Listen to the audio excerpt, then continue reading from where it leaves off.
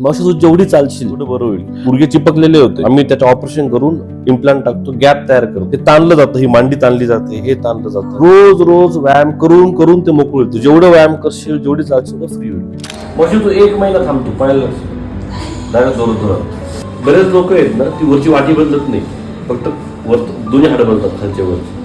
त्याने मग 2-3 वर्षांनी नुकसान चालवून जातं. आईला बऱ्यापैकी 10 ते 15 वर्षापासून त्याचा त्रास जाणवत होता गुडघ्यांचा. मग आणि रोजच्या रोज ॲलोपॅथीच्या गोळ्या, पेन किलर्स वगैरे घेऊन, पण तरी आता या वर्षापासून त्यांना सगळ्या गोष्टी करूनही काही एक फरक पडत नव्हता. एके दिवशी मी सरांचं इन्स्टाला व्हिडिओज बघितल्या, कपिल सरांच्या, आणि त्याच्यानंतर मग आईला त्या दाखवायला सुरुवात केली की बघ बुवा, जे आपण ऑपरेशन करणार आहे तुझ्यासाठी ते कशा पद्धतीने होणार आहे आणि पेशंट बघ की कशा पद्धतीने रिकवर होत आहे. तुला आजचा हा त्रास तुला 2-4 महिने सहन करावा लागेल, पण त्याच्यानंतर तुला पुढे याचा त्रास बिलकुल होणार नाही. त्याच्यामुळे आम्ही तिला त्या व्हिडिओ दाखवल्या आणि ते पेशंटचे रिव्ह्यूज होते की मला आता कसं बरं वाटतंय काय वगैरे, या सगळ्या गोष्टी आम्ही त्यांना दाखवायला सुरुवात केली. थोडीशी आईची मनाची तयारी वगैरे केली.